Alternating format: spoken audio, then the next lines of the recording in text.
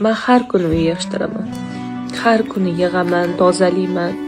Har kuni eng tansiq ovqatlarni oilamdagilar uchun pishiraman. Har kuni kir yuvaman, har kuni dazmol qilaman. Eng achchiq haqiqati hamma jim. Kecha onamning xonalarini tozalab berdim. Ishonasizlarmi? Kuni bilan bolalarimga "Hoy kirmalaring, onang qiynalib tozalab bergan, yig'ib bergan, yoyib tashamalaring. Chetga o't yoyma deb bolalarimni urishdilar.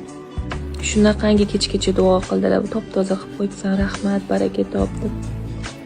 Bugun bolalarimga tansiq ovqat qildim. Lekin onamlarga oddiygina pyure qildim. Onam o'sha pyureni 2 qoshig'ini yedilar. Lekin kechgacha duo qildilar. Bugun hamma onam yozgi kiyimlarini olib, hammasi katta bo'lib qolgan ekan. Oddiygina bitta shtapel ko'yna oldik. Unaqa qimmat emas. Rosa yig'lab duo qildilar.